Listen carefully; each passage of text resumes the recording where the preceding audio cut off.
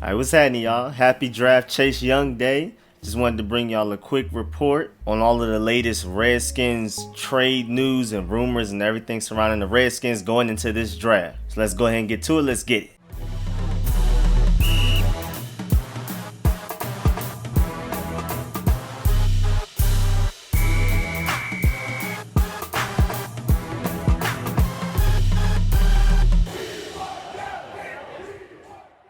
Alright, so first of all, let's talk about this Trent Williams situation. Every day that passes, for these past few days, Williams' trade value just seems to be going up. I mean, just a couple of weeks ago, we were hoping to get maybe 2/3 from him. But now there are reports that teams are competing against each other to try to even get him for maybe even a second pick. And I've even heard a first round pick from the Dan Patrick show, which is crazy because it was rumored that we can get a first from the Browns for Trent Williams right before the trade deadline in October, but Bruce Allen was just too petty to pull the trigger. And then the trade value went all the way down to maybe a third, and then now it looks like it's gone back up to hopefully a second. And I'm hearing from more than one source that it may even be a first round pick possibility. It mostly depends on how many teams are competing. The more teams that are competing, the higher his value goes. The more teams in play that are trying to acquire Trent Williams, the more his value skyrockets, and the more potential value the Redskins can get in return. It's been reported that the Buccaneers are a possibility, but their cap space is terrible. So as of right now, there's no way to really work that out as far as them paying Trent all of the money that he's owed, and plus more money that he wants. And then there's also the Jets, who have reportedly been ruled unlikely as a trade partner as of now, but it's not impossible. And then of course you have the Cleveland Browns, who in my opinion are the front runners. But then the Vikings are also a nice idea. And then surprisingly, the Eagles are reportedly interested, which came out of nowhere to me.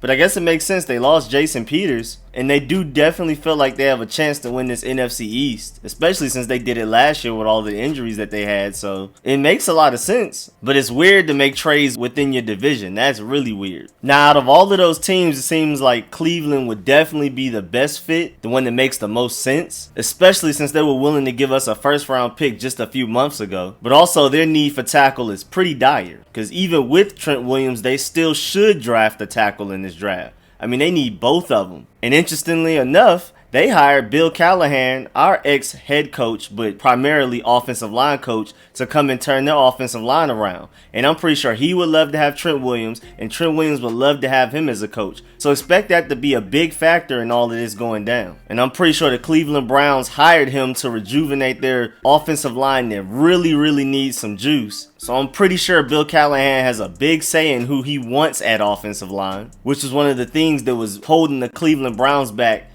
big time last year. That was probably their biggest weakness. Offensive line, mainly offensive tackle play, both of them. Also, regarding Trent Williams, the Redskins closed the window for Williams and his agent Vincent Taylor to work out a trade. So now the Redskins have full control over the situation, and Trent Williams and his agent Vincent Taylor are not allowed to seek a trade on their own anymore. The Redskins have complete control over the situation. They gave them a few weeks, nothing happened, they took control back, which makes sense for the draft. But this whole trade Trent Williams situation is very interesting. Every day we hear more and more teams are a possibility for trading to get him, which only increases his value. And then out of nowhere, we got hit with this first round value type of thing, with this first round trade compensation possibility type of thing. So that's crazy. And even former Redskins GM Scott McCloughan, who was very successful everywhere he was a GM at except for us, said that the Redskins should hold out for a first round pick in return for Trent Williams. I mean, there's been several sources that have come out and said that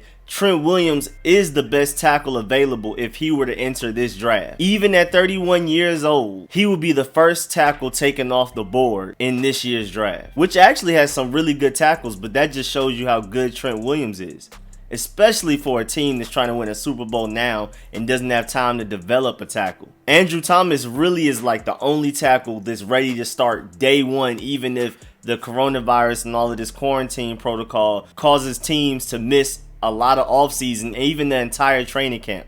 Andrew Thomas is probably the only tackle available in this draft that can step in day one with no training camp and perform at a high level, especially at the left tackle position. So the need for Trent Williams out there is pretty dire, especially with there possibly not being a rookie mini camp, a mini camp, or even a training camp. I mean, one big time anonymous player on a team that needs a tackle was asked which tackle out of this draft would he prefer to take, and Trent Williams wasn't even an answer possibility, and he answered Trent Williams, and he answered it in a way that it was like, of course Trent Williams, like why is this even a question type of thing. Also, it's been reported that there was a point in time where the Redskins and the Buccaneers almost did a Trent Williams for OJ Howard swap.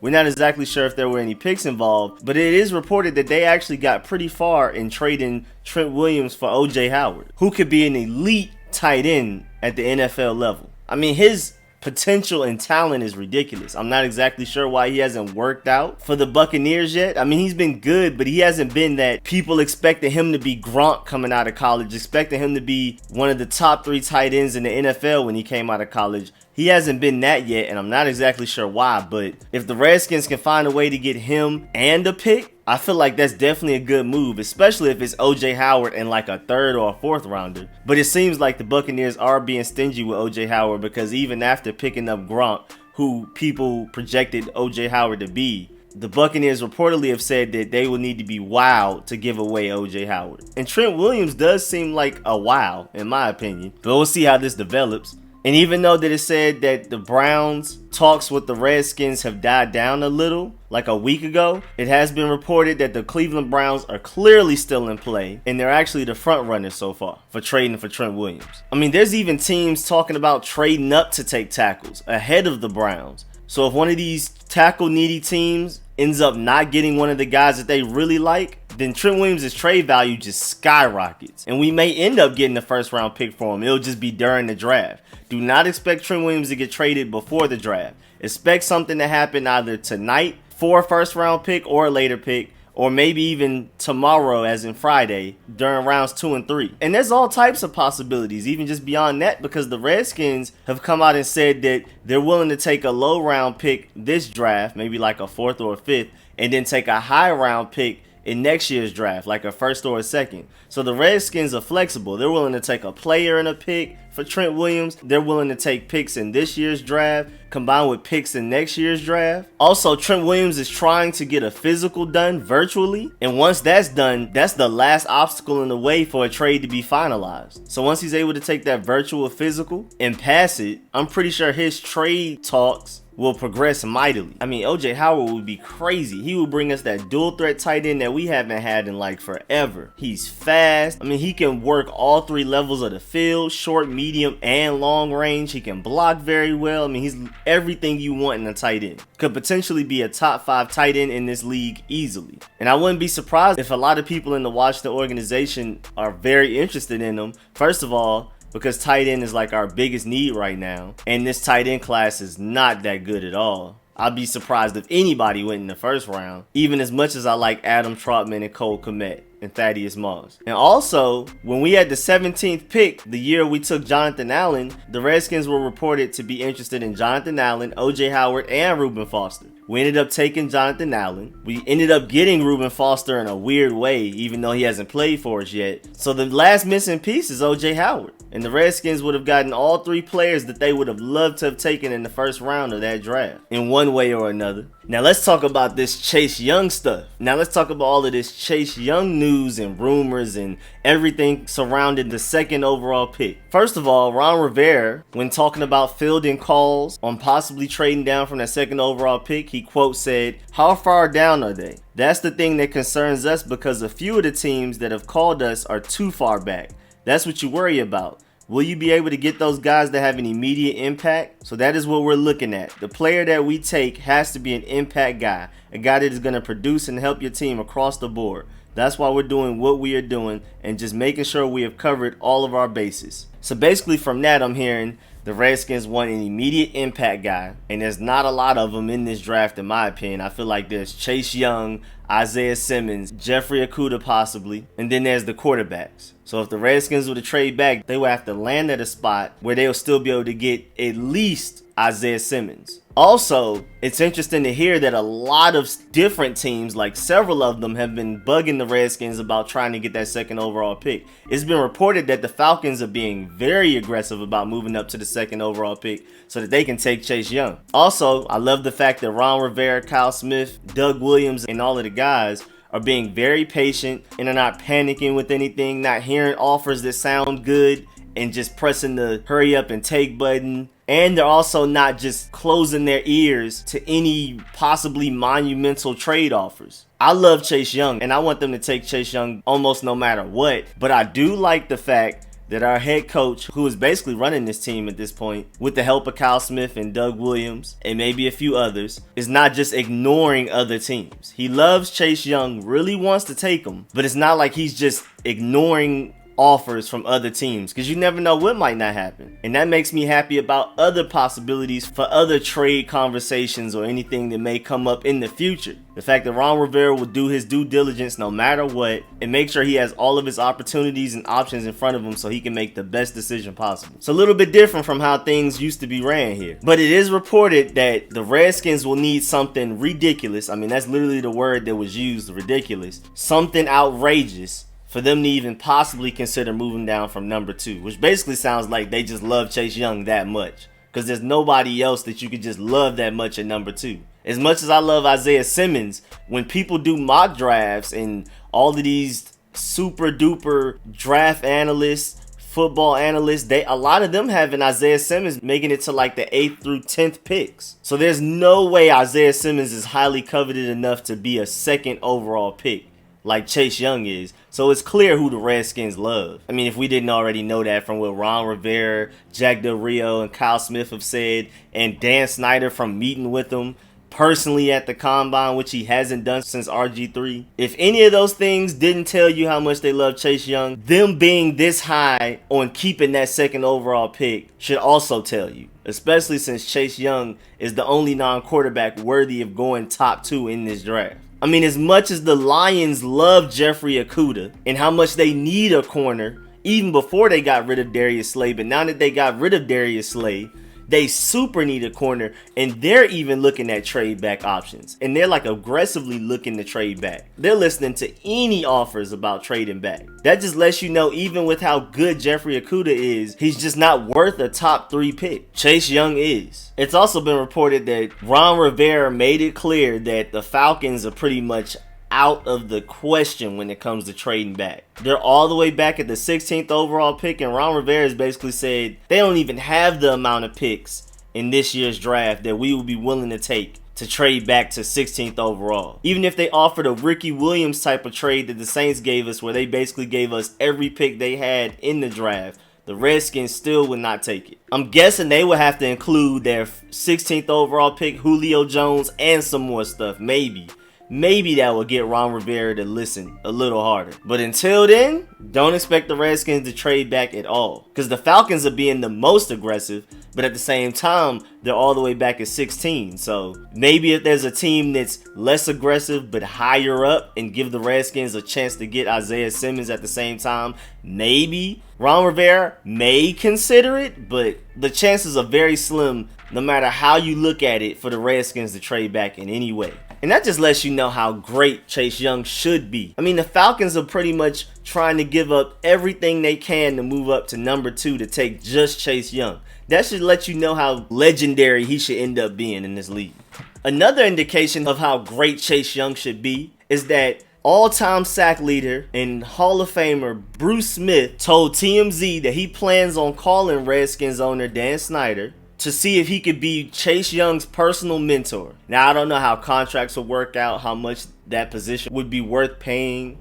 I doubt he's willing to do it for free and all of that type of stuff. So it's a lot of logistics in the background that would probably have to be worked out. But the fact that Bruce Smith is just going out of his way to offer Dan Snyder and Chase Young this opportunity, just off rip, not even asked, just lets you know how great Chase Young should be. Bruce Smith said in the video that Chase Young arguably is the best player in the draft. To me, it's really not even arguably, he is. But I understand him trying to stay neutral especially before he even gets the position, if it actually ends up getting offered to him by Dan Snyder. But what I love most about this whole situation is the reason he wants to do it. Not only does he believe in Chase Young and believes that Chase Young can become the best edge rusher, not only in the NFL, but in NFL history, but it's the fact that he wants him to reach that goal sooner. He said, quote, "I can probably help this young man out to becoming that impact player that they would like for him to become a lot sooner rather than 3 or 4 years down the line." And I like that. The idea of Chase Young coming right out the gate, his rookie year, double-digit sacks,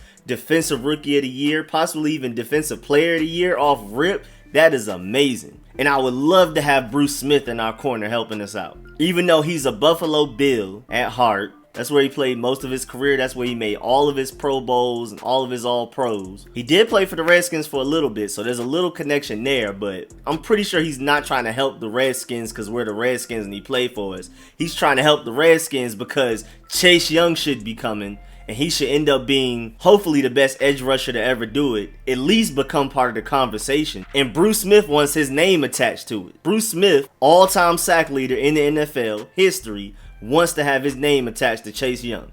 That should show you how bright Chase Young's future is. Arguably the best pass rusher to ever do it, statistically he is the best pass rusher to ever do it, is going out of his way to offer tutelage and coaching for Chase Young. He hasn't even been picked yet. He didn't do anything at the combine but do interviews and get his measurements and weight and all of that type of stuff. Bruce Smith literally has nothing to go off of but what he did in college. We don't even have combine stats for this guy. And you have statistically the best pass rusher in the NFL trying to help him. Just wants to be a part of the Chase Young name and the major impact he's going to have on the NFL. Also, noteworthy, Bruce Smith spent some time with Von Miller and spent some time with a number of other players to help improve their pass rush ability. But it sounds like he wants to be like a full-time mentor for Chase Young, which is something he has not done yet. Not even for Von Miller. And another thing that I love that he said is that it's about the details. That will set you apart from being average to good to great. So with Chase Young's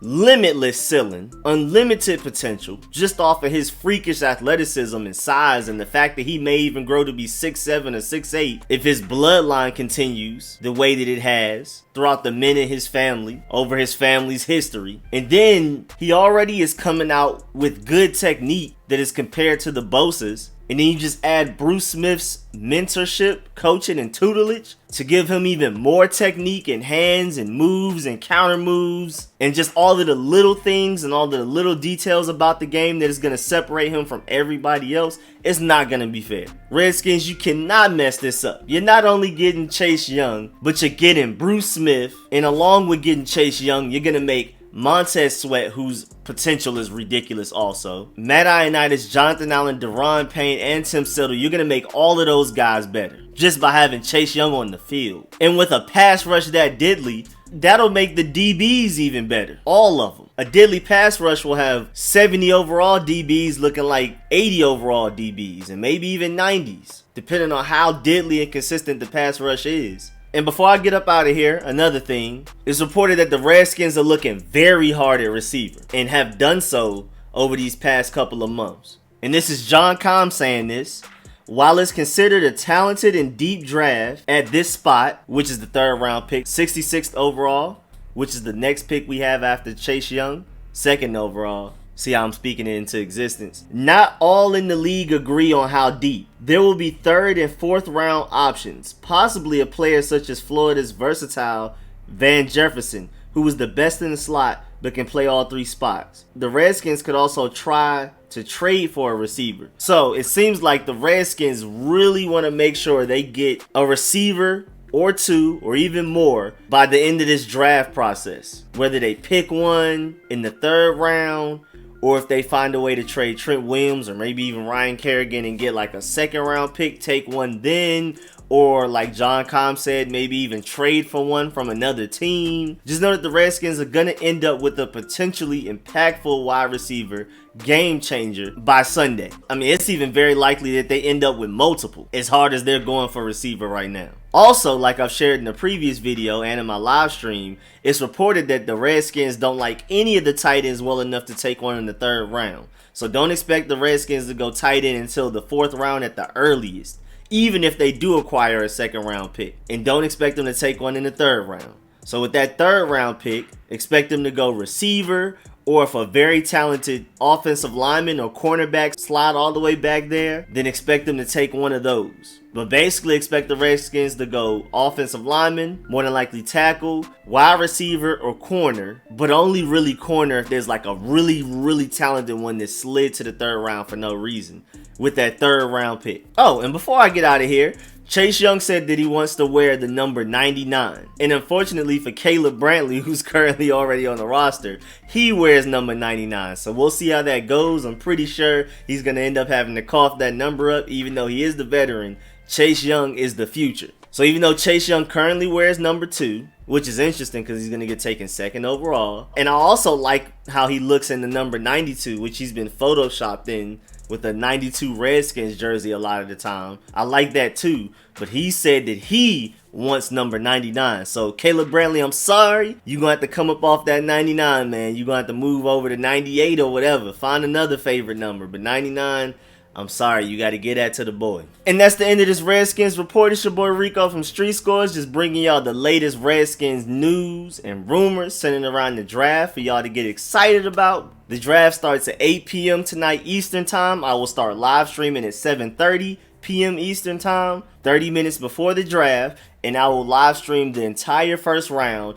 And it's not just going to be Redskins centered. I'm analyzing every pick that happens for every team. So of course, me being a Redskins fan, I'm gonna be the most hype about Chase Young and all of that. I'm gonna talk about him the most, but I'm analyzing every pick. After a pick happens, I'm talking about whether this was a good pick or not, what's the player's weaknesses and strengths, how they fit on that team. Am I surprised they took him? Was it a reach? Was it a steal? And then before the next team picks, I try to guess who they may pick, especially based on what their team needs are. I'll tell y'all what their team needs are and everything like that. I'm going full ESPN mode. This is not just a Redskins live stream. I'm doing an entire draft live stream. That's 1st round on Thursday. I'm live streaming the 2nd and 3rd round on Friday. And I'm also live streaming the 4th and 5th rounds at least on Saturday. I'll see how it's going if I need to live stream 6 and 7. But I'm definitely live streaming at the very minimum rounds 4 and 5 on Saturday also.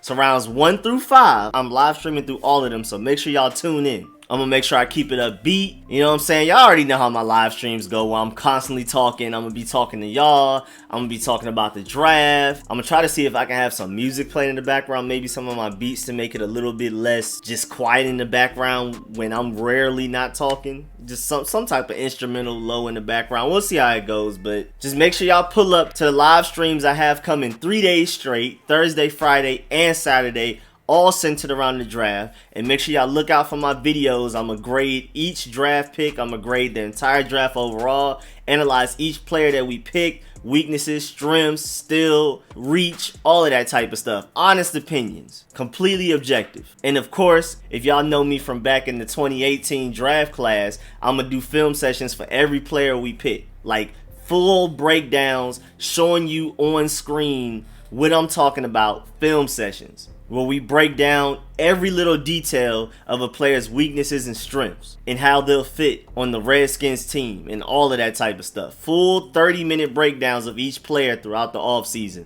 I normally try to start with the last pick of the draft and work my way up, but because I love Chase Young so much, I might start from the beginning and work my way down with the film sessions. We'll see though. But when we take Chase Young, expect a Chase Young film session, and everybody else we end up taking in the draft, expect film sessions for them up till the preseason. Just gonna keep coming out with more, and if I have time, I may even do some film sessions for some of the undrafted free agents we bring in, especially the notable ones. But I'm done babbling. I'm gonna go ahead and get ready for this draft. Watch some more film sessions, get some more notes ready. Make sure y'all tune in at 7:30 p.m. tonight for the live stream. Make sure you like this video if you liked it. If you learned anything, please subscribe for more content. And I appreciate the support. I'll catch y'all later. I'm out.